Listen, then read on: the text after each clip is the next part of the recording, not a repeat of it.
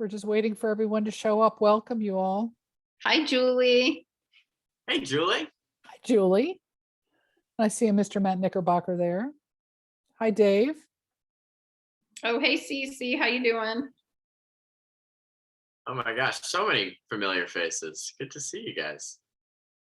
Is that Dave and Carol? Oh, hey guys.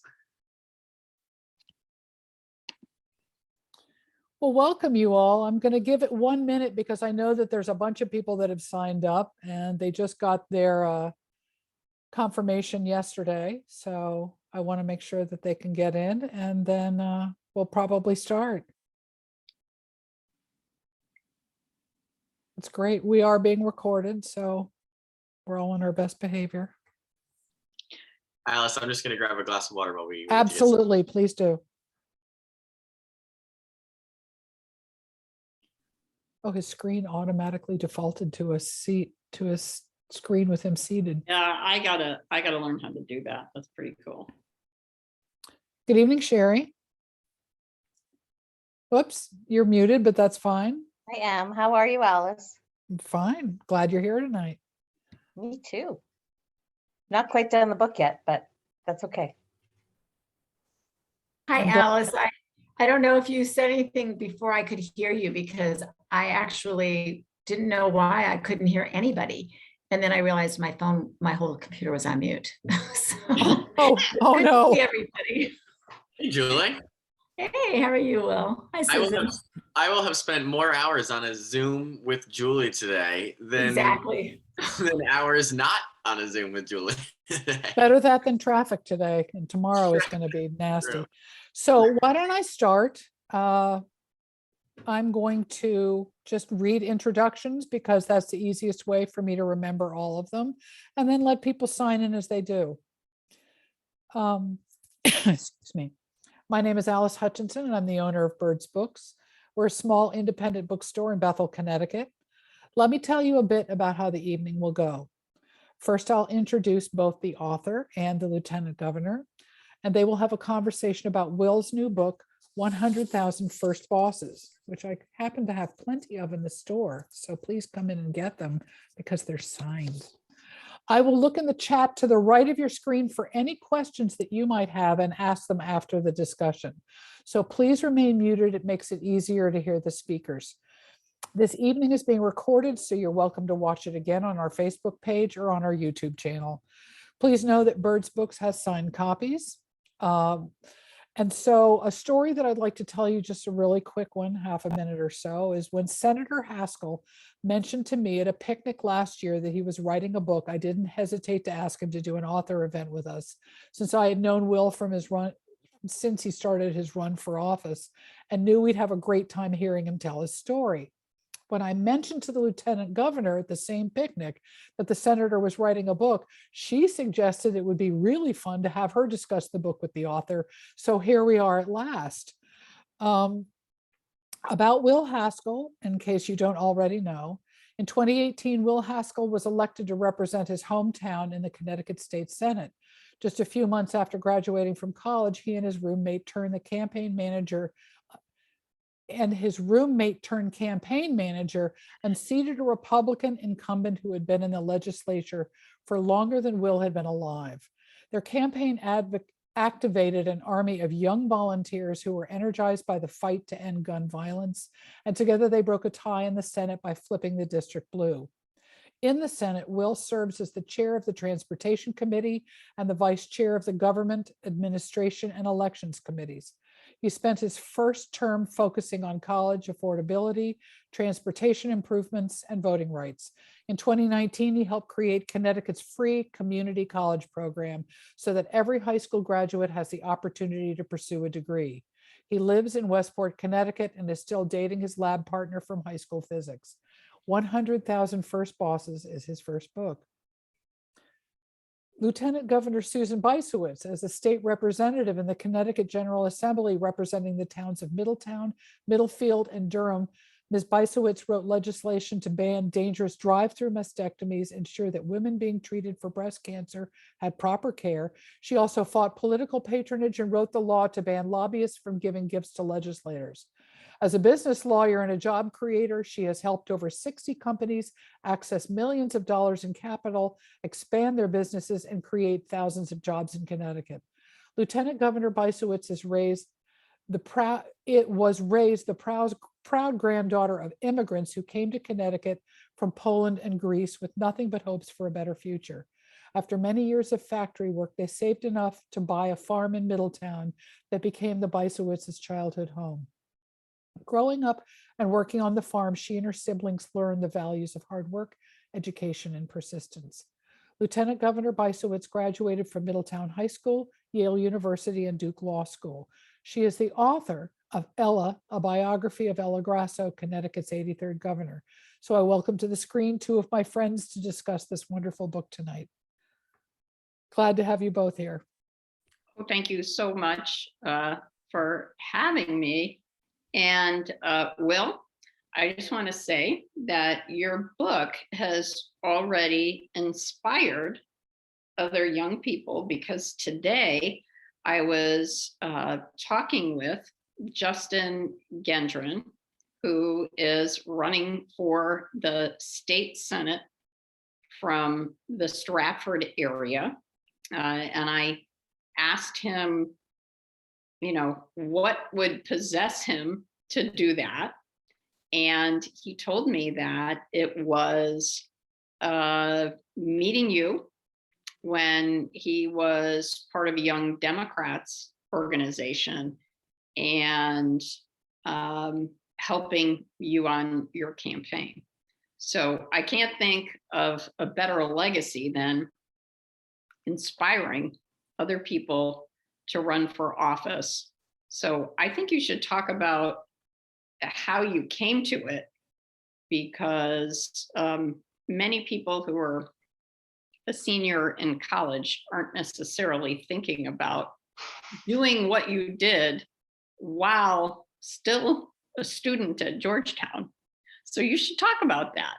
What would possess you as a senior at Georgetown to do this crazy thing that people like Alice and Julie and I have done, and Matt?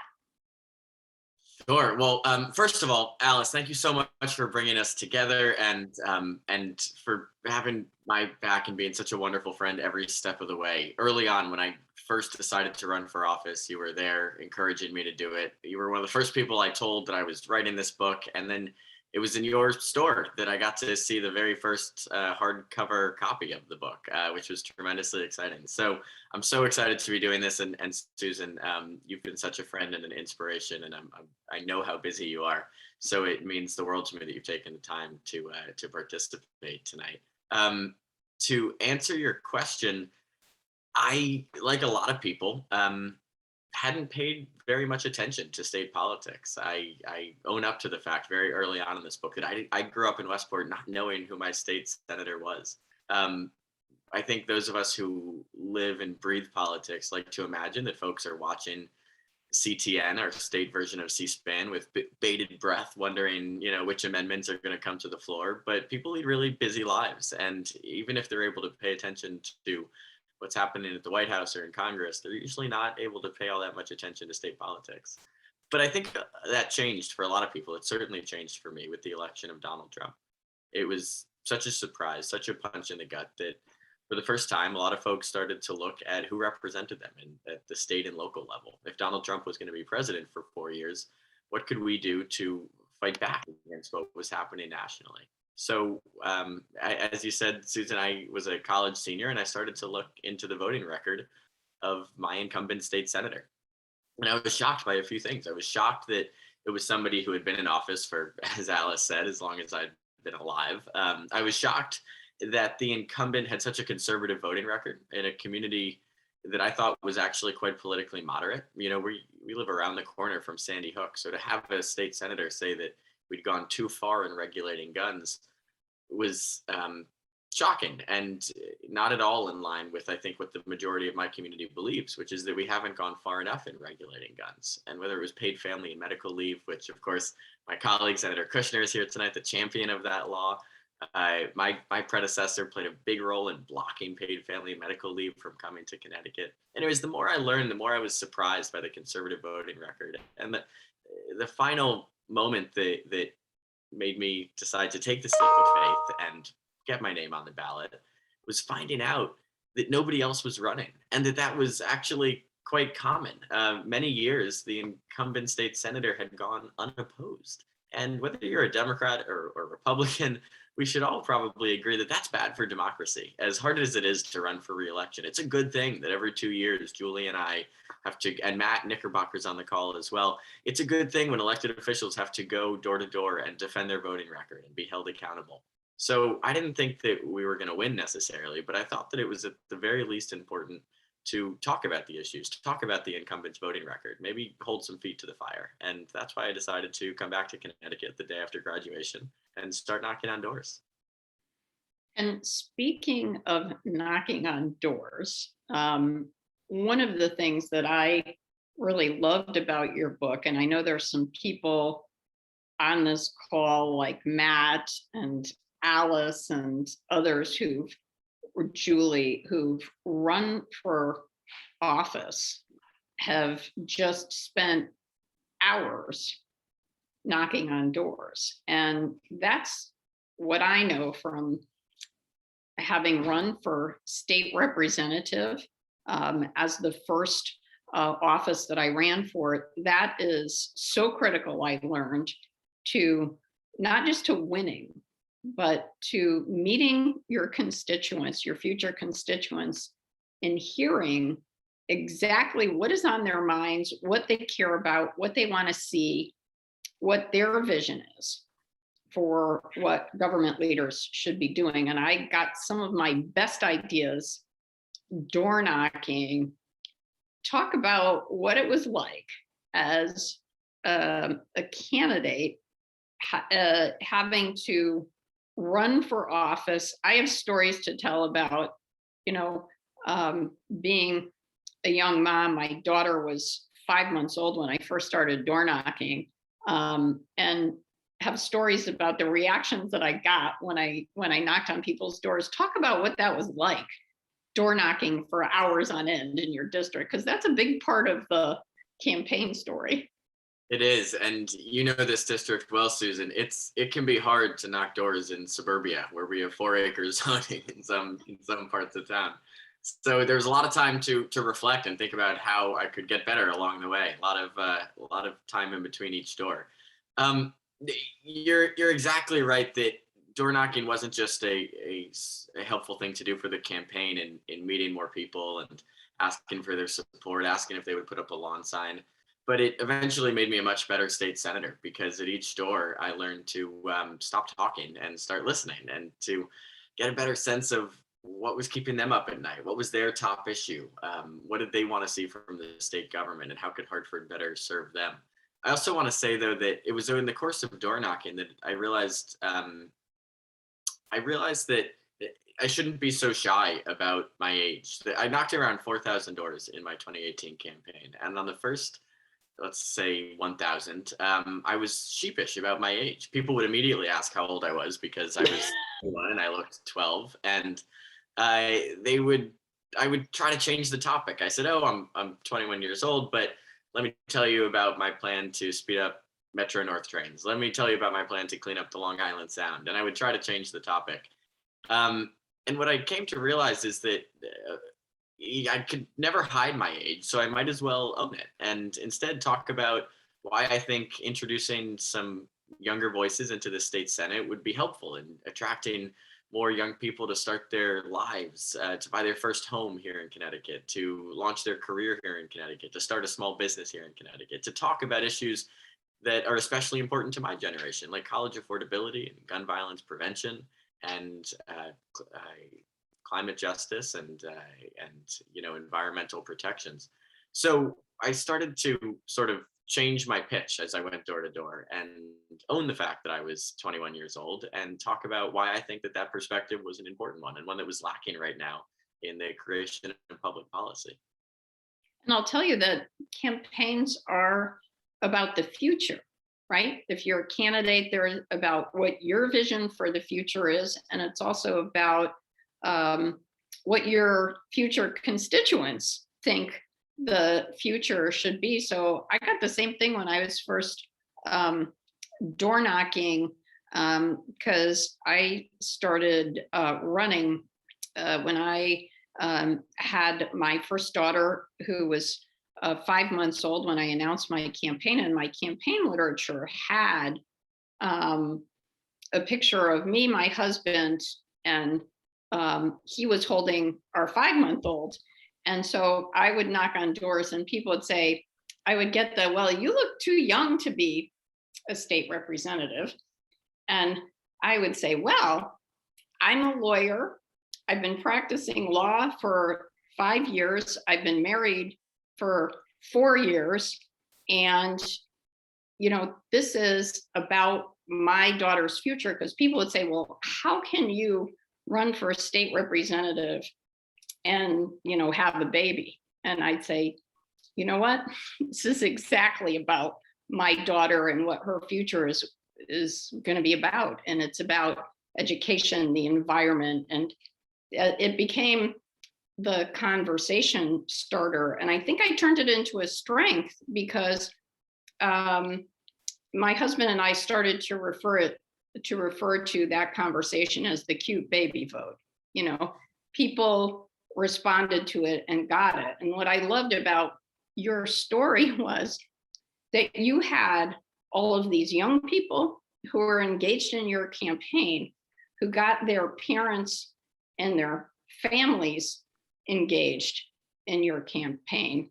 And it made people feel invested, because I know if I were a parent in your district, I'd be thinking, okay, what can we be doing to make sure that my kid will come back to Westport or Bethel? So talk about that. Yeah, well, of course, none of this can be done by our campaign team was incredible in the sense that we had a whole bunch of 16 and 17 and 18-year-olds who made politics their extracurricular activity, who came into our campaign office and licked envelopes every day after school and brought their beanbag chairs and made it a really fun environment. But we wouldn't have won on their efforts and energies alone. We needed intergenerational support, and we needed champions who believed that we ought to empower the next generation of policymakers. Susan, I give you so much credit, both when you're in the room and when you're not, for being somebody who picks up the phone and calls the Justins of the world, right? Justin's campaign, for those who don't know, he's in Stratford. He's 22 years old, maybe 23 years old. He just launched against the most powerful Republican in the Senate.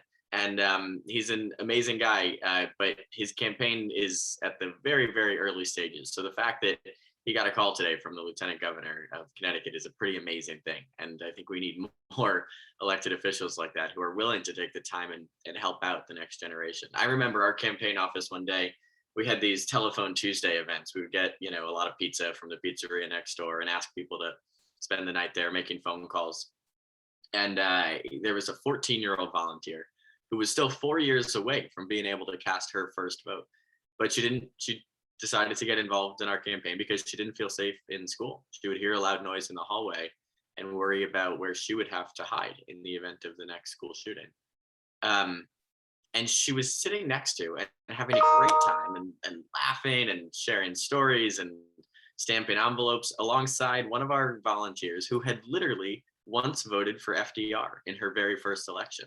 She was in her 90s, and seeing that sort of intergenerational magic was so cool to me. And I think that I'm forever grateful for the young people who worked on our campaign, but I'm also so grateful for the folks who are a little bit older, who believed in President Kennedy's long overdue promise about passing the torch to the next generation. That hasn't really happened yet fully. But and speaking of intergenerational mentorship and support, one of the best moments when I was reading your book for me was to learn that one of my mentors and one of your mentors, and actually a whole family of supporters, we have that in common. Because And you reminded me of it when you said first voted in FDR's election. So one of my mentors in Middletown politics was a lady by the name of Marion Newberg, who volunteered for her first Democratic campaign with the Democratic Party in Middletown when FDR was first running. And Marion Newberg was in her 80s, if not early 90s, when I was first running for the office of state representative. And she was my mentor, told me what to do when I wanted to announce. And then I learned in this wonderfully small state of Connecticut that her daughter was your girlfriend's grandmother, right? Did I get that right?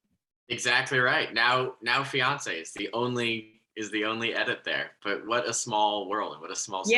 Yes, and indeed, and sorry about that to your fiance. But the other thing is the person who inspired you to write this book was Esther Newberg, also Marion's daughter, who is a renowned book agent who also gave me some advice when I was writing a book about Ella Grasso when I had just graduated from college and was in law school. And I thought I saw Esther on the Zoom briefly. So please tell her that I just thought the world of her mom and the whole Newberg family was just one that has supported so many politicians like Joe Lieberman when he was a Democrat, Dick Blumenthal, Chris Dodd, you name it. Those Ella Grasso, those were the people that they helped get elected. So I just had to chuckle at the small world that is Connecticut politics. Well, I know they think the world of you, Susan, and I think Marion was one of the first people who you told you were considering running for office, which is such a cool thing. So I will definitely share that with her daughters and granddaughters and great granddaughter. That's right. So I think you should talk a little bit about campaign moments that stick out, because we were both on the ballot when you first ran. And so maybe if you could just pick out a couple of moments that stuck out to you, and then I'll weigh in when you're done, because it was so much fun being on the ballot with you. Oh, thank you. So, I as somebody who's interested in politics, I've read a lot of books by politicians that amount to long stump speeches or campaign manifestos. And I don't think that those are very fun to read, and they're probably not very fun to write either. I wanted to do something different. I wanted to write a really honest behind the scenes look at what it's like to make yourself vulnerable and put your name on the ballot. I wanted to talk about the good, the bad, the ugly, hopefully maybe the funny of running for office. So I talked about hiring my college roommate to become my campaign manager, spending our spring break hosting fundraisers instead of going to parties, living in bunk beds because that was the only apartment that we could afford in Fairfield County. I talk about filling those offices with beanbag chairs, filling those beanbag chairs with high school interns. I talk about what it's like to watch a focus group pick apart what you wear and what you say and the size of your earlobes and seemingly everything else about you. I talk a little bit about what it's like to host endless meet and greets and to, wrap up the food and have the cheese and crackers for dinner almost every night of the week. And then what it's like to earn the endorsement of President Obama unexpectedly. And finally, on election night, what it feels like to win a race that nobody, including us, frankly, ever thought we would. So those are just some of the tidbits, and I hope that that this book makes people feel optimistic about politics. I hope it gets them excited that there's a new generation of Americans who are stepping off of the sidelines and stepping into the voting booth, and they're not just at the ballot, but some of them are on the ballot as well. And most of all, I hope that this book prompts somebody somewhere to say, hey, I could do that. Running for office, it's not as hard as I expected. I could run for the state Senate. I could run for the Board of Selectmen. I could run for Congress. Who knows what people, where others will go on their pursuit of public service. But I hope that this book just gives them the push that they need to, take that leap of faith. Absolutely. And Justin Gendron is just one of the people who is doing that, which I think is great. There were a couple of moments since you mentioned Barack Obama that I remember about the 2018 campaign. And, of course, Ned and I were running all over the place. We were in, 7 different towns and cities every day. It was just so grueling. And, so one day I'm in the car between events and my daughter called me and it's like, Mom, something really, really cool just happened. And I'm like, really? What? And Mom, it's just so amazing. Barack Obama just endorsed you. And I'm like, really? How come I didn't know that? She's like, yeah, he just endorsed you and Ned. And I'm like, well, how do you know that? I haven't seen anything. Well, because I'm not on Twitter, 24/7 like she is, but the former President Obama endorsed Ned and I on the same day that they endorsed this amazing young man from Westport running for the state Senate. And it's really hard to impress your kids, but that was the one thing that I remember that impressed my kids. And so then my daughter said, and by the way, who is Will Haskell? She wanted to know who this person who was, close to her age was running for the state Senate. So that was one moment that stood out. And the other moment was this, that during statewide campaigns, you got to run around to all of these different events that Democratic town committees have. And so one day I went to this event and it was in Weston and it was at the Spalding's house. Remember that? Of course, yeah. Yeah, so I'm at Chris Spalding is the first selectman of Weston, and he and his wife are amazing. They were great supporters of me and the governor. So, I'm in their kitchen and my campaign manager came up to me and said, I got to tell you something. I'm like, okay, what's happening? There is a New York Times reporter, somebody who came all the way from New York, and he's covering Will Haskell's run for the state Senate. And speaking of cheese and crackers, that's pretty much what people were doing. They were standing in the Spalding's kitchen and dining room, having snacks. And there's this New York Times reporter writing about your race, which, can I just say, never happens in normal state legislative races. You're lucky if you can get your hometown newspaper to write something. So talk about that. I learned that pretty quickly. It's not as though there was any follow-up in the Times, but no, we felt really, I felt really lucky that the 2018 campaign happened, I think, just at the right moment, in the sense that there were so many people who were frustrated by the state of our politics, so many people who were similarly shocked by President Trump's election.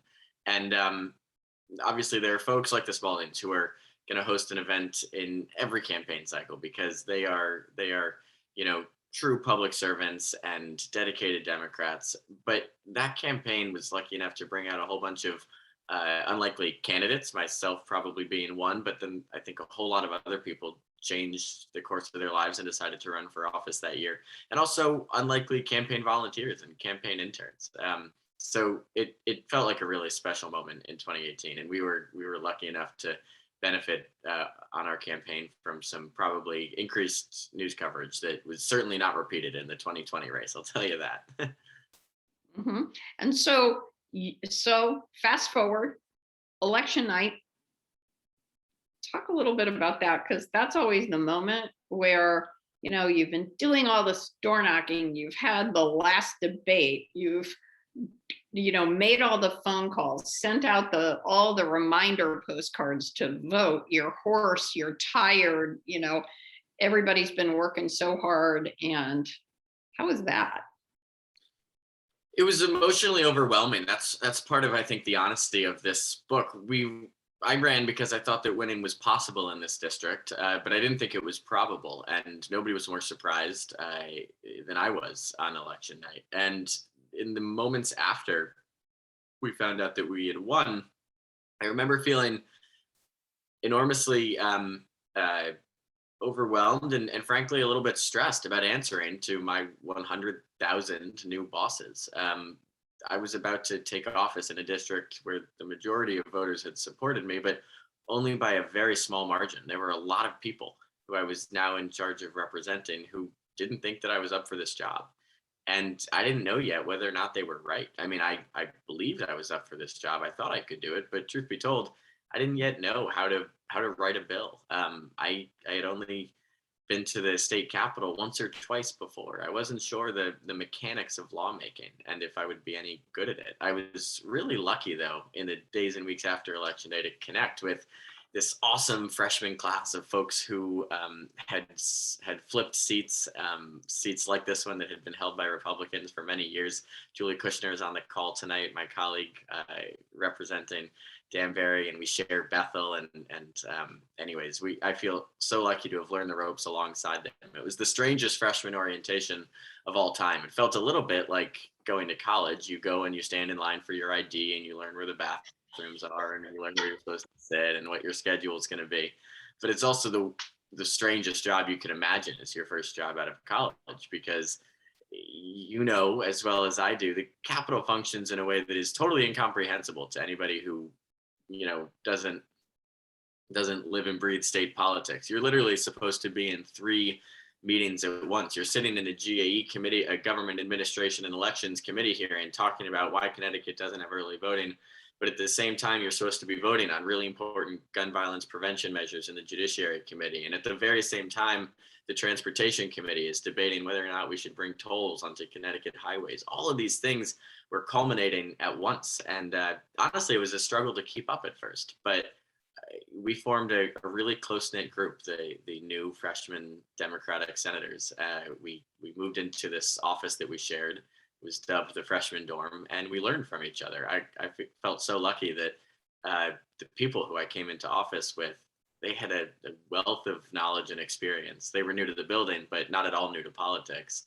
Of course, Julie had spent years as a labor leader fighting for working families. So she knew about policies like paid family and medical leave. She had been lobbying many legislators and state constitutional officers for decades. So all of a sudden she was in the position to be lobbied, right?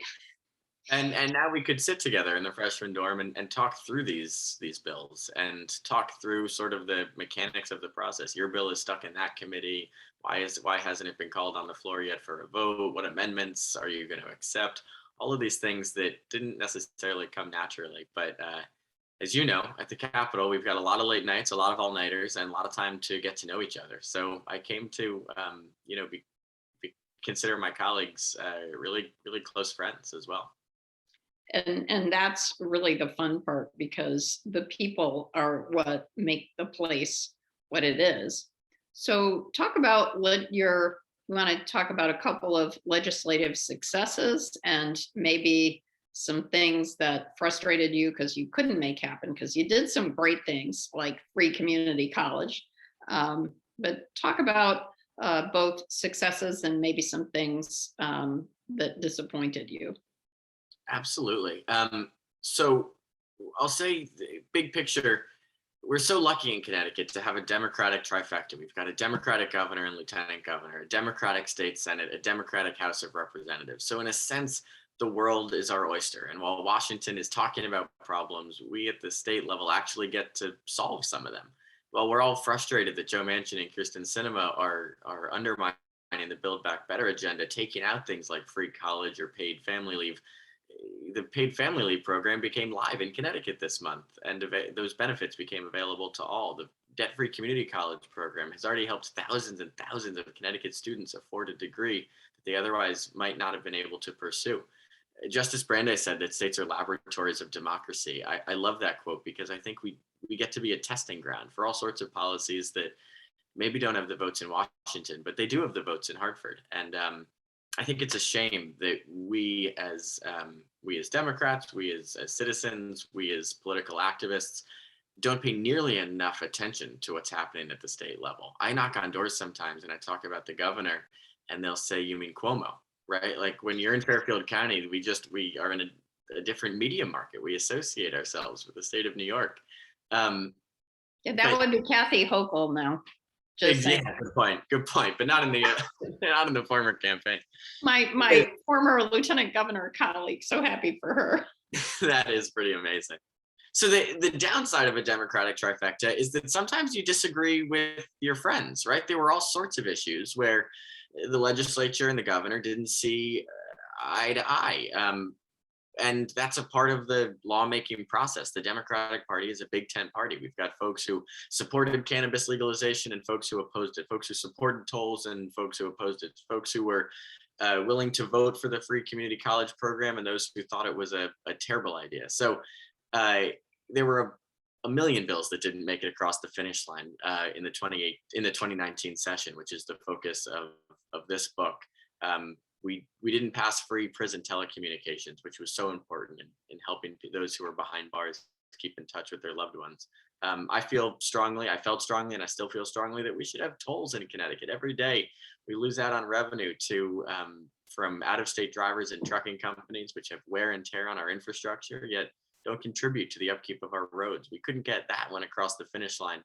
And anyways, those intra-party fights can be challenging sometimes, because we're used to fighting with Republicans, right? That's what people perceive politics to be, fighting with the other side of the aisle. But negotiating on your own side, within your own caucus room, is a whole different challenge. And in Connecticut, the last thing I'll say is you're bound to be disappointed by all the bills that don't pass because it's a 6-month session. We try to accomplish in 6 months what other state legislatures try to get done in 12. And frankly, I've yet to be convinced that this is the best or smartest system, but in the land of steady habits, I don't think that it's going to change anytime soon. But you wonder why we're staying up until 4 a.m. and chugging energy drinks so that we, don't fall asleep on the drive home, or putting couches in our office so that we can sleep for 3 hours and wake up the next day and get back to work to try to withstand the next Republican filibuster. All of that is because we're trying to crunch as much activity as possible into those 6 months or 5 months, or sometimes even 4 months in the short session. So there are always bills that don't make it across the finish line, but the joy is that we hopefully get to go back up the next year.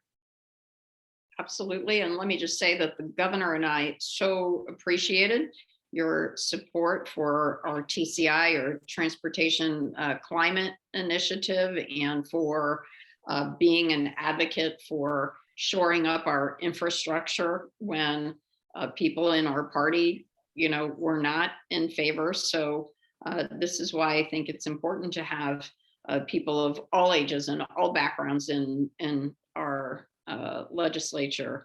And it's also why we're going to miss you, right, Julie, when he leaves.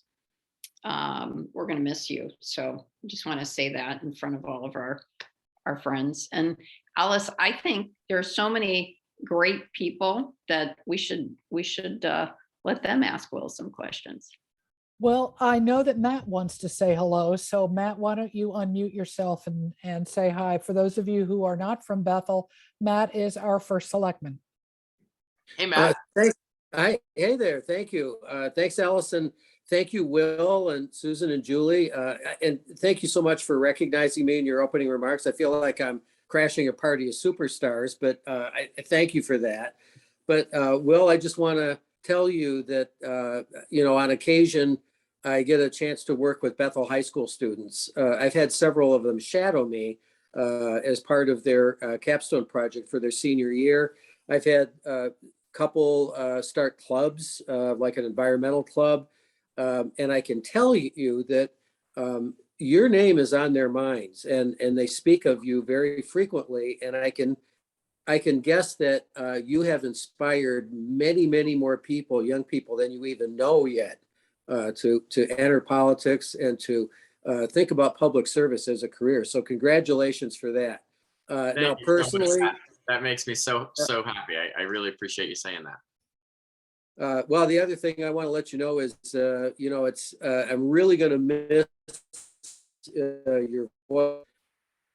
You're breaking up a little, Matt. School, and I want to thank our, you and I worked together through the Environment Committee and on some things that were very important to me and to the constituents of Bethel. So, I think some of those things, with your help and Julie's and Rahab's, I don't think we would have gotten across the line without you being behind the scenes. So thank you so much for that, and best of luck. It's been a real pleasure to work with you, and wish you the best in law school. And I know we will see you again when you're done with law school. There's no doubt about that in my mind. Well, thanks so much for saying that, Matt.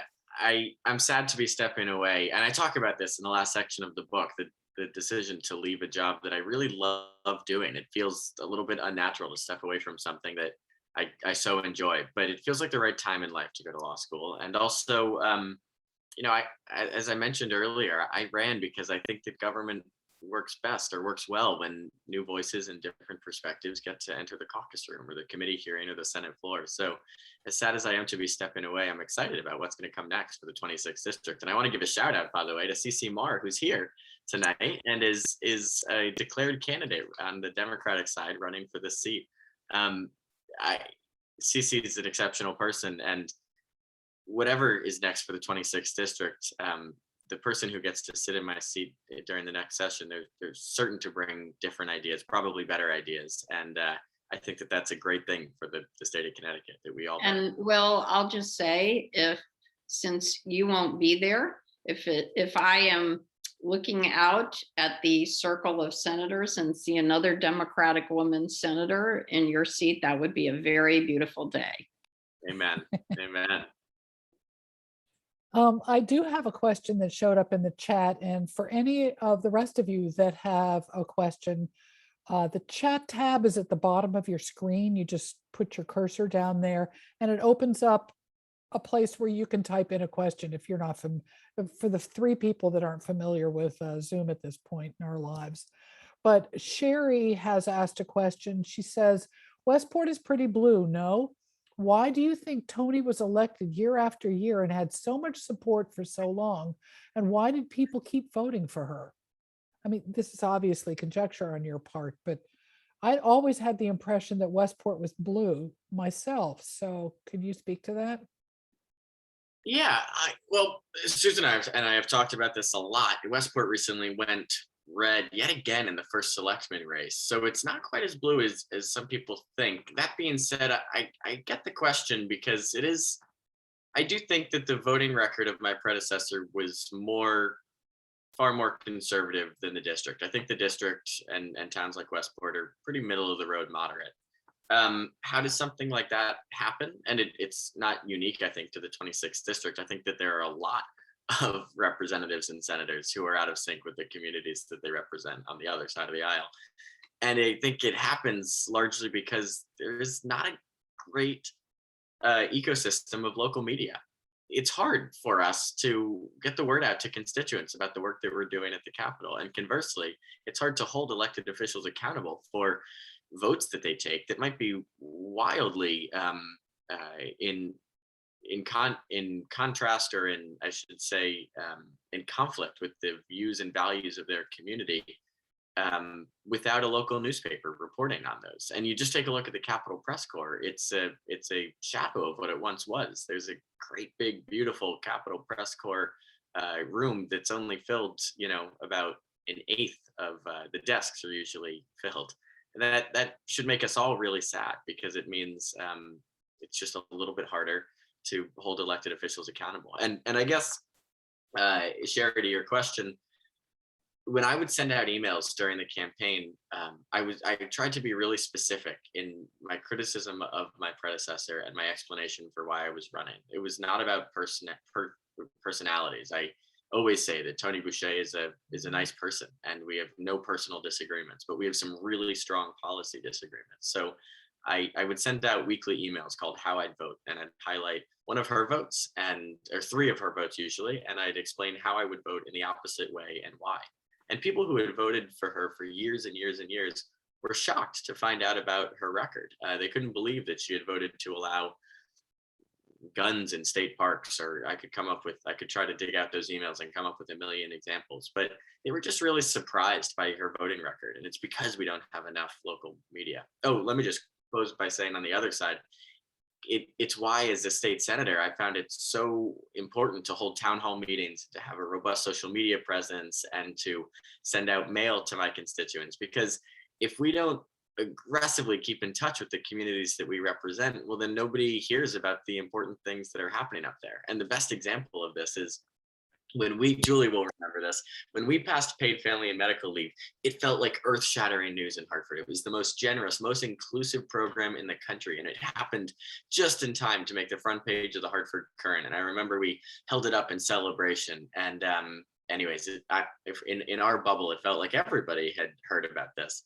And then weeks later, I was in Reading, Connecticut, and a constituent pulled me aside, and she's a lovely person. She'd helped in my campaign. She'd had a lawn sign out. And she said, when are you guys going to get around to passing paid family and medical leave?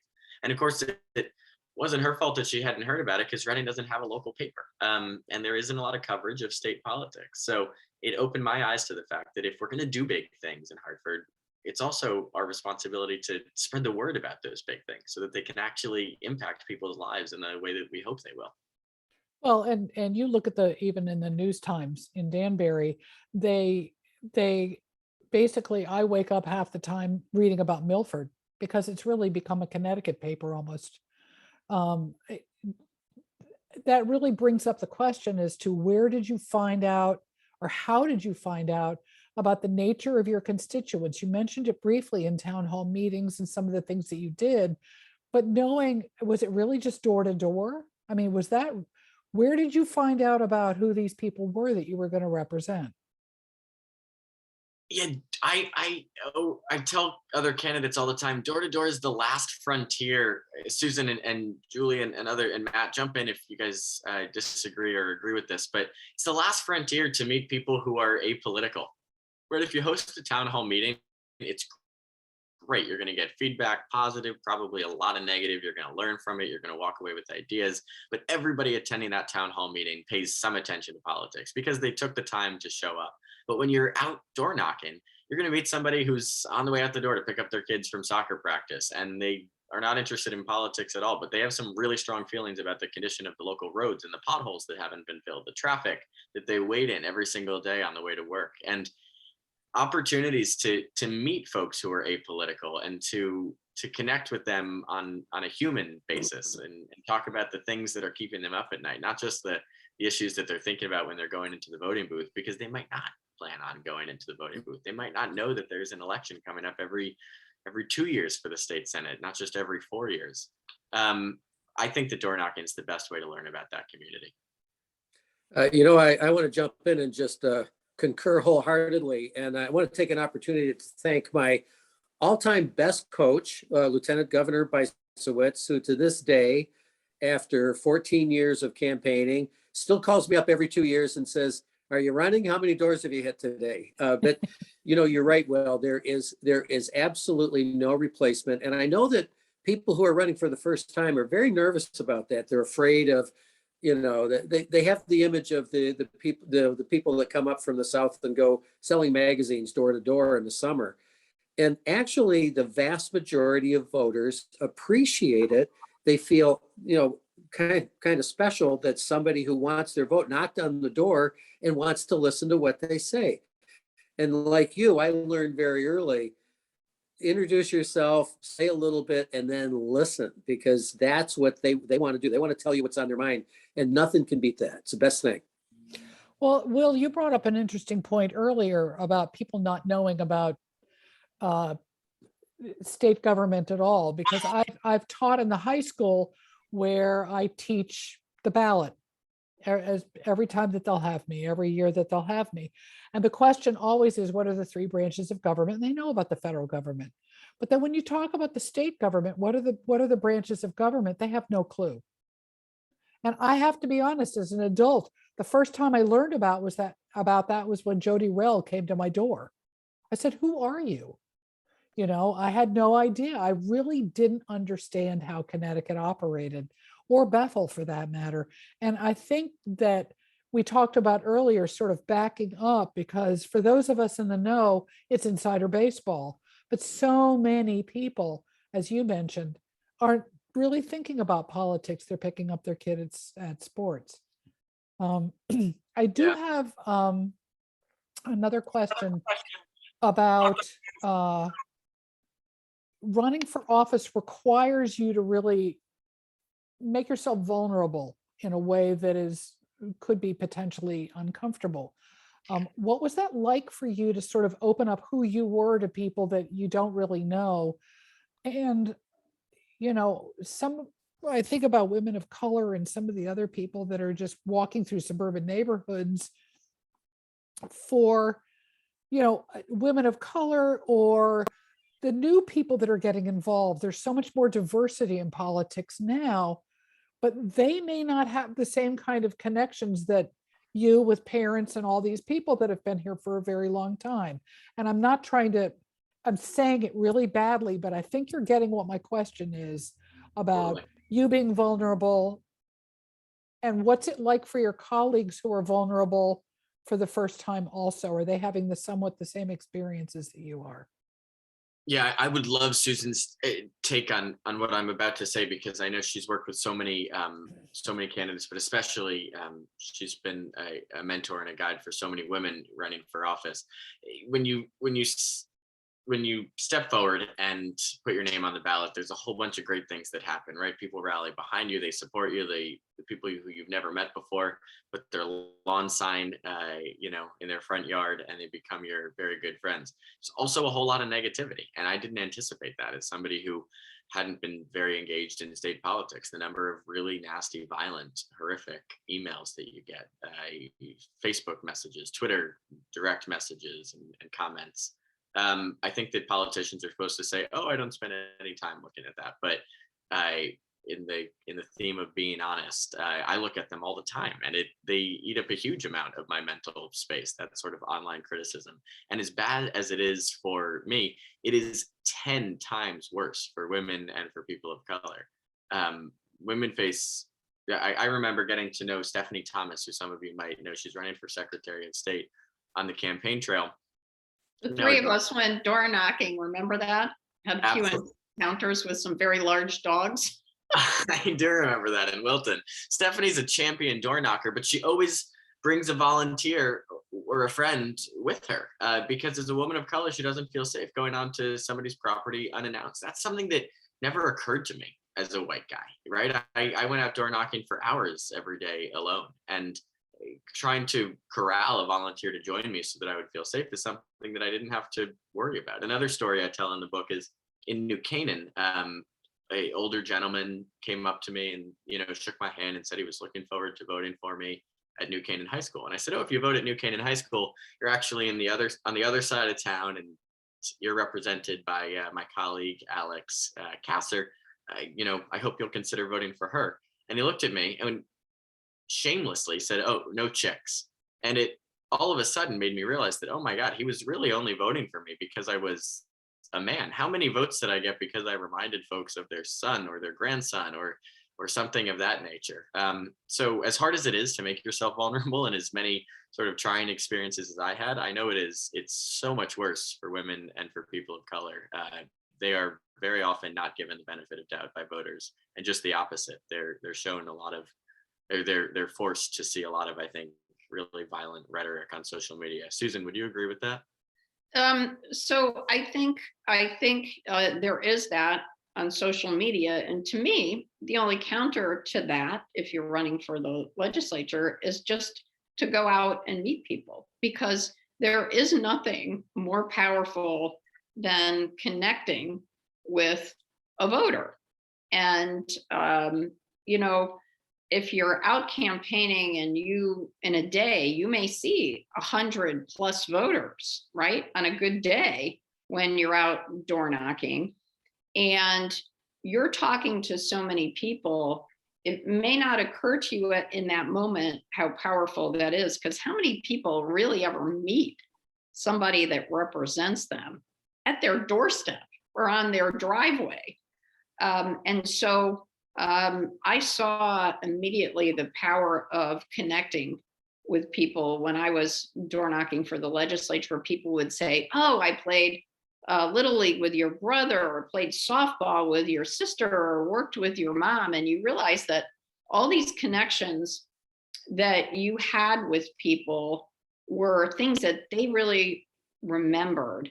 But then it was all of the discussions you had with them about their ideas, their hopes, their dreams for, you know, what their town and their state could be. And so, yeah, there's always nastiness, whether it's letters to the editor, or Twitter or Facebook or Instagram, any of that. But the most powerful thing is always the face-to-face conversations that you have with people, and that your volunteers and supporters have with others, because that is a reinforcement of the impression that people might have had when you were at their door. And that is always what is the most powerful. So true. And people are so much nicer in face to face than they are online. I always love meeting people who have written nasty emails, because they're actually lovely. You know, it says in Red Humanity that we're pretty often unwilling to display the same sort of nastiness that we fall into on social media. And Well, there's no tone. You can write an email or a tweet or any of the other things, or a message, and there's no tone. No one really knows the inflection behind it. So to your point, Marge asked an interesting question. She wanted to know if you felt that tolls were going to come back around again as an issue. I don't think so. I mean, maybe down the road, Susan will have a better answer than I will. I don't think that they'll come up during this legislative session. Yeah, in the short session, I agree. I think the governor has already said, he's been asked this already, and he said, you know, there seems to be no appetite in the legislature for tolls. But I'd like to ask Julie Kushner just to weigh in, because Julie, I think it would be interesting for you to talk about how the other senators and you thought of Will, when, especially you coming in with him as a new senator and being part of that freshman group that he was talking about. What was that like? It was pretty spectacular, I have to say. And I have been thinking so much about those early days as Will was describing them, the freshman dorm. But, you know, I think we were all very excited. And one thing that might not be realized is that I think about half of the Senate Democrats were freshmen. So it was just a really big group, and a number of us had flipped seats, which also is a very strange dynamic. Both Will and I were in that position where they've been longtime Republican seats. And I think that, you know, for me, Will called me like before we even got to Hartford and said, I want to sit down and talk to you about a few issues I don't understand. And it was like, I was so impressed that he had his act together so well to be thinking that far ahead. I was still sort of like overwhelmed with just the fact that I had gotten through the election, and he was already like on policy. Let's meet. We met in Ridgefield. We had coffee and chatted for, I don't know, about an hour about prevailing wages. And it was just, you know, it was a great opportunity to get to know Will. And I will say that, you know, he got ribbed quite a bit about being so young. And I don't know, I don't think I ever really participated in that, because for me, I've always spent my life around young people, and I've always thought, well, I'm their age, you know, like I never really recognized how old I really am. And so I felt very comfortable with Will. And I think everyone knew right away that he was special. And, you know, what you said about the bonding that the experience that we had in bonding is so true. And a couple of things I observed about Will is, for one thing, he's a tremendous writer, not just in writing this book, but I would see him in the freshman dorm, like, and we really do call it that, by the way. I would see him like just editing other people, things that have been written for him to, send out or to be in a press release. And he was like rewriting the whole thing. And just, the intensity of that focus that you have was always so impressive to me. I was more like, oh God, I can't believe I have to write something in this job. The other thing I'll say about Will is, and I don't think this is just his youthfulness, I just think it's his character. But I called him after I got my copy of the book and of course went right to the sections about me because I wanted to see what he had said about me first. But then I went and I was reading, I actually have skipped around a whole bunch because I was then looking for what he had said about other people I know. And I had to call him after reading one section, which I won't name the person. But I knew that there had been some challenges. And I thought, oh my goodness, this is a guy who grew up with that whole saying your parents tell you, don't say anything about someone, and don't say anything at all unless you can say something nice about someone. And I had read this section and I thought, I can't believe how nice he was, and found something to say nice about this person that I knew was a challenge. And it wasn't a senator. But it was just so amazing to me because that wasn't hard for Will, because that's sort of who you are. You actually really do look at what's best in people. And I have, Will and I didn't just bond in the freshman lounge. We shared Bethel and Matt and Alice and all of you, so many of you I recognize on this, you were so great to us. And I know both of us were really so regretful that we wouldn't be representing you, me because of redistrict, both of us because of the redistricting. But we bonded in Bethel and a lot of the activities that you had. And, we sat very close to each other on the floor with just Bob Duff in between us. And so we were always communicating, and you couldn't ask for a better colleague than Will Haskell, and we're going to miss him tremendously.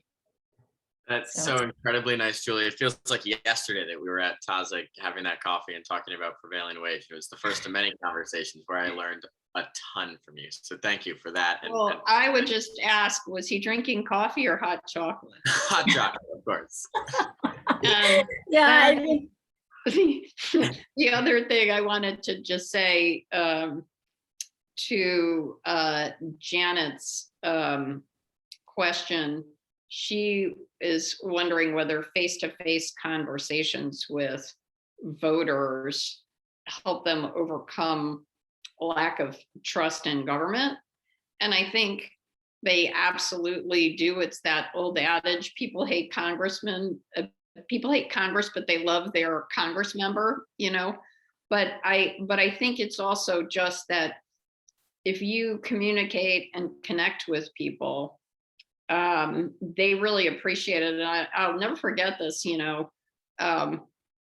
I was on the floor voting when I was a House member, and I had a constituent call, because they actually have a phone and telephone ladies where constituents could actually call you. And so during breaks, I would call people, and someone said, Susan, this vote's going to come up and I want you to vote against it because, and that wasn't the way, after I'd done all my research, I was going to vote. And I remember going door knocking, that next, that summer, seeing the constituent and knocking on the door and thinking, oh yeah, I remember this guy and he didn't like my vote on. So I knocked on the door, the guy answers, oh, Susan, how you doing? I'm like, yes, Mr. Smith, great to see you. And he said to me, you don't always vote the way I want you to, but that's okay. 80% of the time you're where I want you to be. But I appreciate that you would call and listen and ask questions about the particular issue.